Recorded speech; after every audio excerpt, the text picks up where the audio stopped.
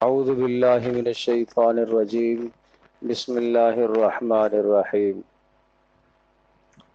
ومن يتق الله يجعل له مخرجا ويرزقه من حيث لا يحتسب ومن يتوكل على الله فهو حسبه إن الله بالغ أمره قد جعل الله لكل شيء قدرا. صدق الله مولانا العظيم. رب اشرح لي صدري ويسر لي أمري واحلل عقدة من لساني يفقه قولي. اللهم صل على محمد وعلى آل محمد كما صليت على إبراهيم وعلى آل إبراهيم إنك حميد مجيد. اللهم بارك على محمد وعلى آل محمد كما باركت على إبراهيم وعلى آل إبراهيم إنك حميد مجيد. اللہ جل جلالہ اپنے بندوں سے خالص بندگی اور عبادت چاہتا ہے۔ خالص بندگی کا مطلب اور معنی صرف نماز میں اخلاص پیدا کرنا نہیں ہے، صرف صدقے میں اخلاص پیدا کرنا نہیں ہے، بلکہ زندگی میں جب بھی کوئی مشکل پیش آئے اور جب بھی انسان کسی پریشانی میں مبتلا ہو تو اس لمحے میں آدمی جائز اسباب اختیار کرتے ہوئے بھروسہ صرف اور صرف اللہ کی ذات عالی پر قائم کرے۔ یہ ہے بندگی کا اصول، یہ ہے بہترین بندگی کہ ایک آدمی نمازی بھی ہے، ایک آدمی نیک اعمال کا پابند بھی ہے، لیکن جب اسے کوئی مشکل پیش آتی ہے تو اپنے رب کی طرف رجوع نہیں کرتا، دائیں بائیں بھٹکتا رہتا ہے، بھاگتا رہتا ہے، کبھی اللہ سے مانگنے کی نوبت اسے نہیں آتی، تو کہا جائے گا کہ یہ خالص بندگی اللہ کے لیے نہیں ہو رہی۔ یہ اپنی مشکل میں اللہ کو حاجت روا مشکل کشا مانتے ہوئے بھی کسی اور کے در پر کیوں جا رہا ہے؟ میں پھر عرض کروں گا کہ مشکل سے نمٹنے کے لیے اسباب کا اختیار کرنا منع نہیں ہے، لیکن توکل اور بھروسہ اللہ کی ذات عالی پر ہونا چاہیے۔ وَمَن يَتَّقِ اللَّهَ يَجْعَل لَّهُ مَخْرَجًا، جو اللہ کی نافرمانی سے بچتا رہے گا اور غیر کے دروازے پر ہاتھ پھیلانے سے، اللہ کے علاوہ کسی اور سے امیدیں باندھنے اور وابستہ کرنے سے بچتا رہے گا، یجعل لہ مخرجا، اللہ اس کی مشکل کے لیے، اللہ اس کو اس مشکل سے نکالنے کے لیے راستہ پیدا کرے گا۔ وَيَرْزُقْهُ مِنْ حَيْثُ لَا يَحْتَسِبُ، اور اللہ اس کو وہاں سے رزق عطا کرے گا جہاں سے اس کا گمان بھی نہیں تھا۔ اس کا خیال اس نے اسباب ادھر کو اختیار کیے تھے، یہاں سے روزی کے اسباب، لیکن توکل اور بھروسہ اللہ پر اس نے کیا، اللہ نے کسی اور جگہ سے روزی کے اسباب کھول دیے۔ یہ تو زندگی میں آپ نے بہرا مشاہدہ کیا ہوگا کہ آپ محنت ادھر کر رہے ہیں، اور اگر آپ کی محنت کا رخ درست اور صحیح ہو اور اللہ کی ذات عالی پر آپ کا بھروسہ ہو تو پھر ایسا ہوتا ہے کہ جدھر کے اسباب آپ نے اختیار کیے تھے وہاں سے کام نہیں بنا، اللہ نے کہیں اور سے صورت پیدا کر دی۔ اللہ جل جلالہ اسباب کا محتاج نہیں ہے، اللہ قادر مطلق ہے، میرے اور آپ کے کام بغیر اسباب کے بھی کر سکتا ہے، لیکن دنیا دار الاسباب ہے، اس نے کاموں کو اسباب کے ساتھ جوڑا ہوا ہے، اور اسی میں میرا اور آپ کا امتحان ہے، ایک ہے سبب ہونا اور ایک ہے اس سبب کے پیچھے اصل طاقت کا ہونا۔ دیکھنے میں یہ پنکھا ہمیں گھومتا ہوا نظر آ رہا ہے، چلتا ہوا نظر آ رہا، اس کے پیچھے تاریں لگی بھی نظر آ رہی ہیں، بٹن بھی ہمیں نظر آ رہا ہے کہ لیکن آپ جانتے ہیں کہ اصل بٹن تار نہیں ہے بلکہ پیچھے سے آنے والا کرنٹ ہے، وہ کہیں اور ہے۔ وہ مخفی اور پوشیدہ طاقت ہے. جس طرح سے ہمیں یہ گھومتا ہوا پھرتا ہوا نظر آ رہا اور ظاہری اس کا سبب چلنے کا یہ بٹن نظر آ رہا، لیکن حقیقت کچھ اور پیچھے ہے. بالکل اسی طرح سے اس کارخانہ ہستی، اس کائنات کا نظام، میری اور آپ کی روزی کا جو انتظام ہے، ظاہری وہ ہمیں سبب نظر آ رہا ہے، لیکن اس سبب کے پیچھے اللہ کی طاقت ہے. اس سبب کے پیچھے اللہ کی طاقت ہے. اور فرمایا کہ وَمَن يَتَوَكَّلْ عَلَى اللَّهِ فَهُوَ حَسْبُهُ، جو اللہ پر توکل کرے گا، بھروسہ کرے گا، اللہ پاک اس کے لیے کافی ہو جاتا ہے. ان اللہ بالغ امری، اللہ تبارک تعالیٰ اپنے معاملات اور اپنے فیصلے کو انتہا تک پہنچانے والا ہے. اس کو کب روزی دینی ہے، اس کے لیے کب رزق کا دروازہ کھولنا ہے، یہ اللہ کا نظام ہے. اگر اللہ نے فیصلہ کیا ہوا ہے 1 مہینے کے بعد روزی کا دروازہ کھلے گا اور اس کے لیے آسانیاں پیدا ہونا شروع ہو جائیں گی، تو وہ آج نہیں پیدا ہو سکتی. قد جعل اللہ لکل شیء قدرا، ہر چیز کا ایک وقت مقرر ہے، ہر شے کا ایک وقت مقرر ہے. اسی کا نام ہے امتحان، اسی کا نام ہے انسان ایک امتحان سے گزر رہا کہ مشکل پیش آئی تو اس کو کہا اللہ کے سامنے ہاتھ پھیلاؤ، مانگو. 1 بار مانگے گا، دوسری بار مانگے گا، تیسری بار مانگے گا، ممکن ہے 4 دن مانگتا رہے، 4 مہینے مانگتا رہے، 4 سال مانگتا رہے، مانگنا اس نے نہیں چھوڑنا ہے، مانگنا نہیں چھوڑنا ہے. زکریا علیہ السلام اللہ سے اولاد مانگتے رہے، مانگتے مانگتے بڑھاپا آ گیا، بڑھاپے میں جا کے اللہ نے اولاد دی. ابراہیم علیہ السلام اللہ سے اولاد مانگتے رہے، مانگتے رہے، مانگنا نہیں چھوڑا، اللہ نے بڑھاپے میں اولاد عطا فرمائی ہے. آج ہم 1 دن اور 2 دن 3 دن دعا کر کے پھر ہم مایوس ہو جاتے ہیں اور چھوڑ دیتے ہیں. ہم کہتے ہیں میرا مسئلہ حل نہیں ہوگا، اللہ میری نہیں سنتا. یہ شیطان کا خیال آپ کے اندر آیا ہے. شیطان کہہ رہا ہے اللہ میری نہیں سنتا. کیوں نہیں سنتا اللہ؟ کیوں ایسی باتیں کہتے ہو؟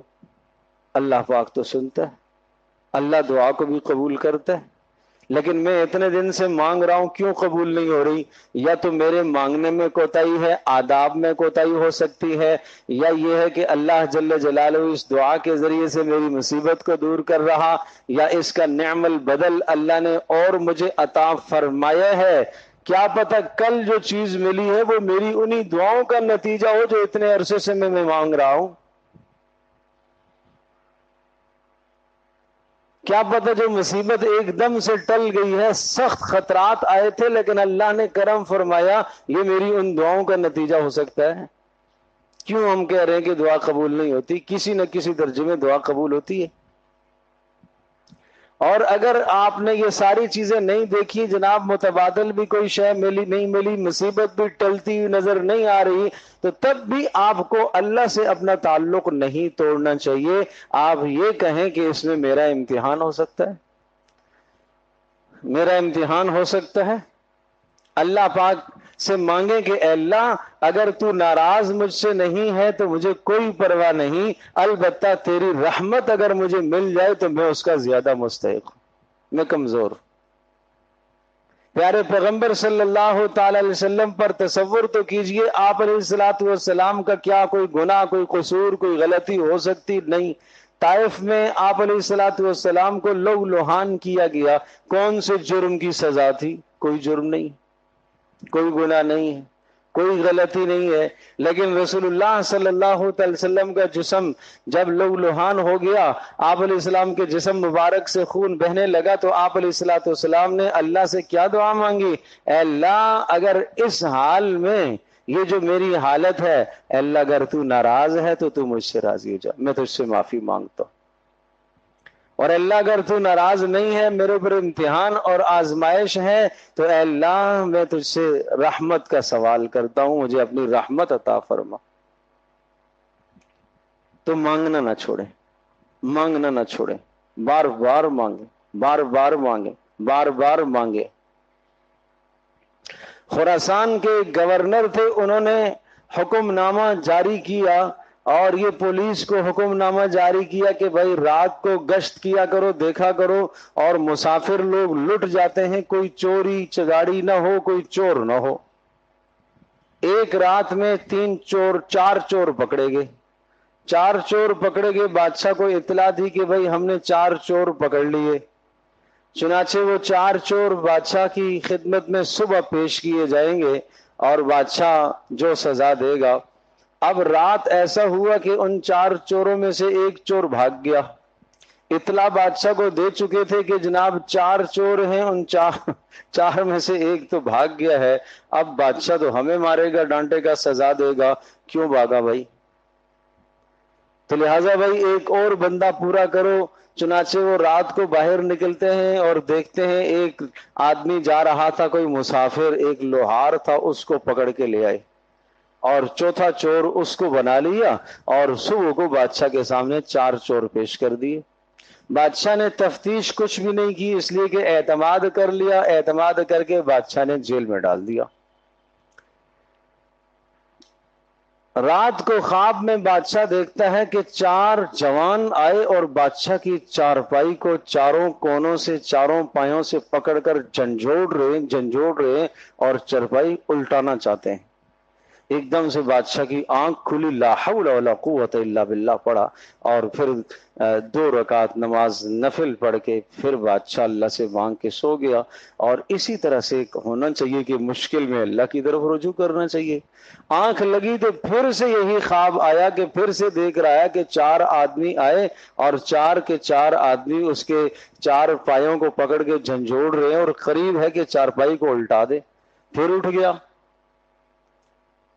پھر بادشاہ نے 2 رکعتیں نماز نفل ادا کی، نفل ادا کر کے پھر سو گیا۔ تیسری مرتبہ پھر اسی طرح ہوا، چوتھی مرتبہ پھر اسی طرح ہوا، 4 مرتبہ ایک ہی بات جب خواب میں آئی تو بادشاہ نے سوچا کہ ضرور کوئی مظلوم ہے، یہ کسی مظلوم کی آہ لگ رہی ہے۔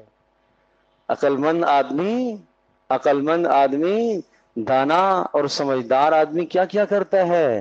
وہ سمجھنے کی کوشش کرتا ہے کہ یہ مجھے جھنجھوڑا جا رہا ہے، شاید یہ میرے کسی قصور کی سزا ہو، شاید کسی کی بد دعا متوجہ ہو رہی ہو۔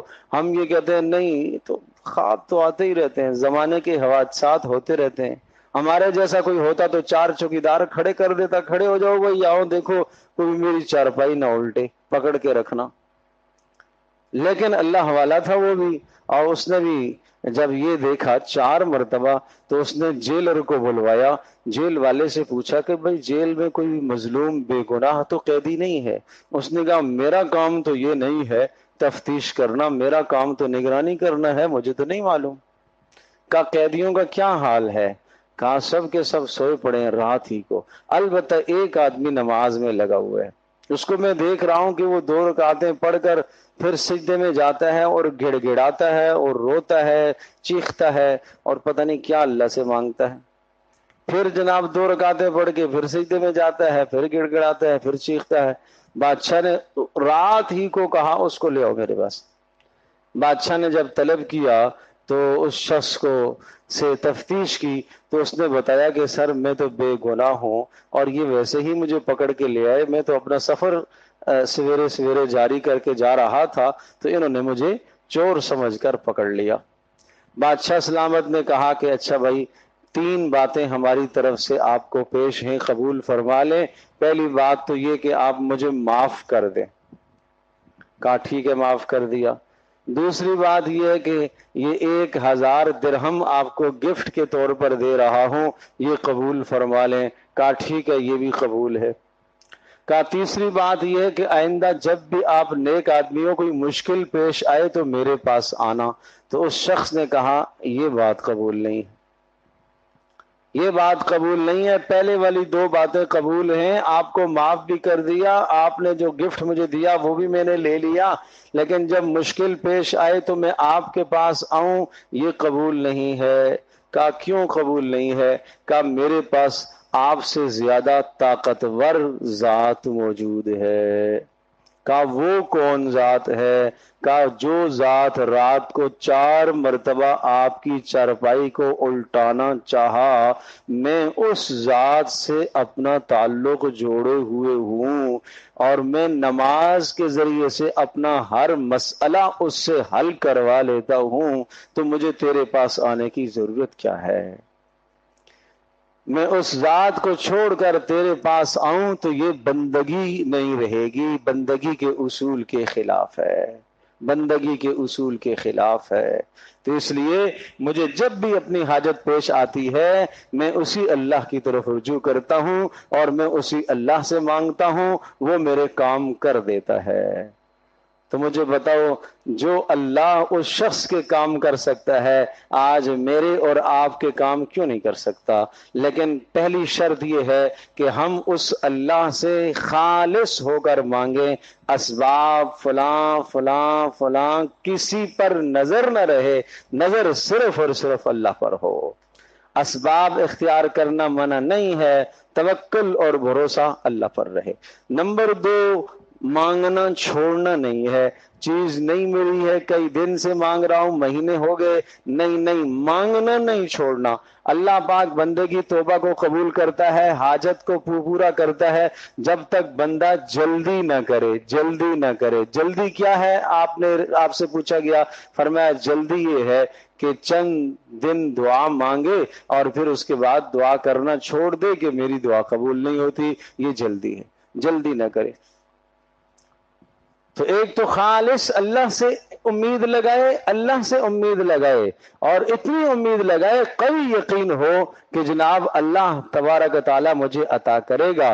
اور دوسرا یہ کہ اللہ جل جلالہ سے اتنا اپنا ربط ہو کہ آدمی بار بار مانگے، بار بار مانگے۔ تو پھر دیکھو کس طرح سے اللہ مشکلوں کو حل کر رہا۔ اور تیسری بات یہ کہ نماز کو ذریعہ بنائے، نماز کے ذریعے سے اللہ سے مانگے۔ 2 رکعت نماز صلاۃ الحاجت پڑھ کے اللہ سے مانگے۔ جس طرح سے آپ اپنی نوکری کے، کاروبار کے دیگر اسباب اختیار کرتے ہو اور آپ کسی کو درخواست دیتے ہو، کہیں اپنی سی وی جمع کراتے ہو، یہ اسباب ہیں۔ اسی طرح سے 2 رکعت نماز صلاۃ الحاجت پڑھنا بھی تو سبب ہے، اس سبب کو کیوں نہیں اختیار کرتے ہو؟ اس سبب کو بھی اختیار کر لو۔ 2 رکعت نماز صلاۃ حاجت پڑھ کے اچھی طرح سے باوضو ہو کر آدمی آئے اور 2 رکعت نماز صلاۃ حاجت پڑھے، پھر انسان اللہ کی حمد و ثنا کرے اور اس کے بعد درود شریف پڑھے، اور پھر یہ دعا لا الہ الا اللہ الحلیم الکریم، یہ دعا دعائے حاجت ہے، یہ پڑھے۔ اور مسنون دعاؤں کی کتاب میں یہ دعا لکھی مل جائے گی، دعائے حاجت۔ پھر اس کے بعد اللہ سے اپنی حاجت مانگے اور مانگتا رہے اور مانگتا رہے اور مایوس نہ ہو۔ جب چیز نہیں مل رہی ہے کمزوری کی نسبت اپنی طرف کرے، مایوس نہیں ہونا ہے، مانگنے کو نہیں چھوڑنا ہے۔ بسا اوقات عجیب بات، اللہ اپنے بندے کی دعا قبول اس لیے بھی نہیں کرتا، اللہ کو یہ اٹھے ہوئے ہاتھ بھی اچھے لگتے ہیں۔ آج اگر اس کو یہ چیز دے دی تو یہ کل پھر کہاں مانگے گا؟ ایسا پیارا رب ہے، ایسا پیارا رب ہے۔ تو بسا اوقات یہ دعا، یہ ادا اللہ کو پسند آتی ہے۔ اللہ چاہتا ہے کہ میرا بندہ میرے سامنے ہاتھ پھیلاتا رہے، پھیلاتا رہے، پھیلاتا رہے۔ وہ مالک ہے کہ جو مانگنے سے خوش ہوتا ہے، نہ مانگو تو ناراض ہوتا ہے۔ دنیا میں جس سے مانگو گے نا بار بار وہ ناراض ہو جائے گا، اور جس سے نہیں مانگو گے نا وہ خوش ہوگا۔ 1 مرتبہ 2 مرتبہ 3 مرتبہ کسی سے مانگ کر دیکھو، وہ راستہ ہی بدل دے گا آپ کا۔ تو اس لیے اللہ وہ ذات ہے جس سے جتنا مانگو اتنا وہ خوش ہوتا ہے، جتنا مانگو اتنا وہ راضی ہے، جتنا مانگو۔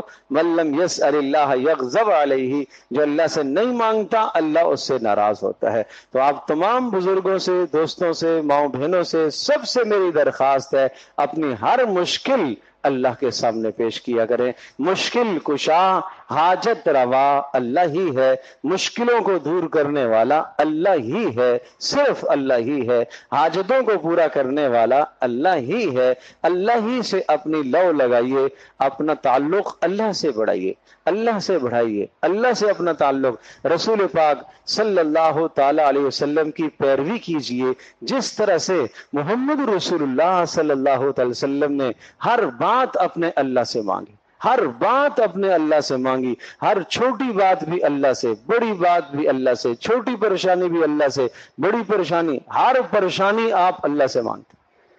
حضرت عطا اللہ شاہ بخاری رحمۃ اللہ علیہ بڑی عجیب بات ارشاد فرمایا کرتے تھے، کہا کرتے تھے جب محمد رسول اللہ صلی اللہ علیہ وسلم کے مناقب اور آپ کی خوبیوں کو اور آپ کے کمالات کو دیکھتا ہوں تو جی چاہتا ہے سجدہ کروں، جی چاہتا ہے سجدہ کروں، لیکن میں دیکھتا ہوں کہ محمد رسول اللہ صلی اللہ علیہ وسلم کا ماتھا بھی اللہ کے سامنے جھکا ہوا ہے، تو پھر میں کہتا ہوں تجھے بھی اس اللہ کے سامنے جھکنا چاہیے جس اللہ کے سامنے محمد رسول اللہ صلی اللہ علیہ وسلم نے اپنے آپ کو جھکایا ہے۔